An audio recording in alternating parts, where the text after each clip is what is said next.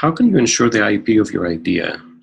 It's a little easier if you're saying, I have my business and I want something that delivers a functionality to my clients, because then it doesn't make sense to really steal that. But if you have an idea for a new product or service and you want to communicate it to a dev shop, how are you guaranteed that they're not going to steal the idea? Or in other way, the other concern is they have backdoor access to your app. What if they steal data or they do something harmful afterwards?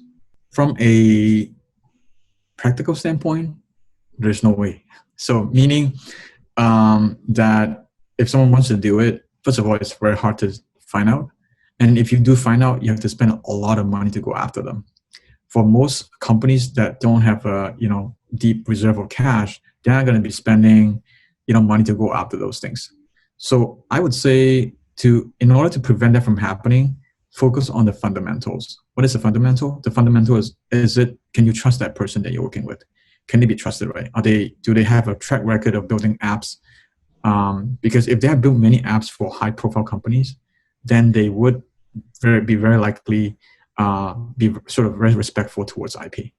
Because you cannot be working with so many big companies and not know about IP, the importance of IP, right? So that's number one. That's why I think there's always a danger in going to the risk in hiring someone in the in our channel like Upwork and those freelance type of websites, because their awareness on IP may not be as advanced.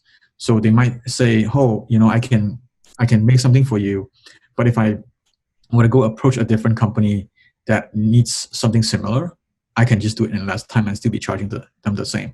So, and then you won't be able to find out, right? So here's the thing: is you need to hire someone that whether you know it or not, they're not going to do it, right? So that's one thing. Another point, obviously, you can also get into it with some sort of partnership agreement if you want to, if it makes sense, meaning that they can come down on their cost, and then they can also get in on a little bit of equity. Then there's less likely for them to also screw on the IP, especially if them doing anything wrong can hurt the business because they already have a stake in it. So that could be another way to do it. But at the end of the day, anything that deals with these sort of things should always be going back to the fundamental, which is, are they honest? And then have they done enough things in the past with endorsements coming from clients and the track records to show that it's very unlikely that they would put their reputation below, sort of the benefits of them doing something wrong. Yeah. You said that obviously it's very important to trust the business partner. Yeah. What are you looking for? Like, how can you get to trust a development shop?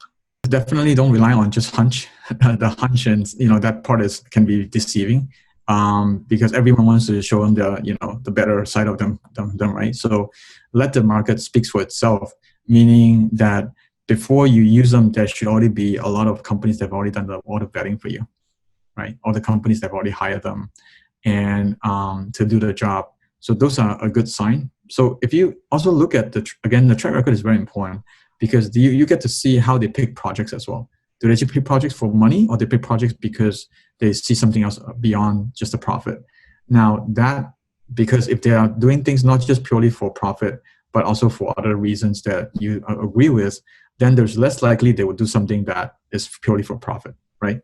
At the end of the day, for them to do something that is not honest, for example, sharing the IP, is about profit. So if their mindset is not all about profit, but on something else through the conversation that you have with them, then there's less likely that they would do something that is not correct. Endorsements from clients, testimonials, those are also important. But I think at the end of the day, is you need to, through your conversation, find out from them in subtle ways why they're doing what they're doing, right? Is it purely from a business? But even looking at the project portfolio, you can tell whether they're doing it. Because if someone is only doing it for money, they tend to work on any project that comes their way. And then so the quality of the project they work on tend to be very tend to vary quite a bit. So my takeaway would be check their portfolio, make sure they have some big profile names, because then they don't want to put their reputation at risk for smaller projects. Yeah. Maybe even check if they have any more charitable projects, perhaps. That would be interesting.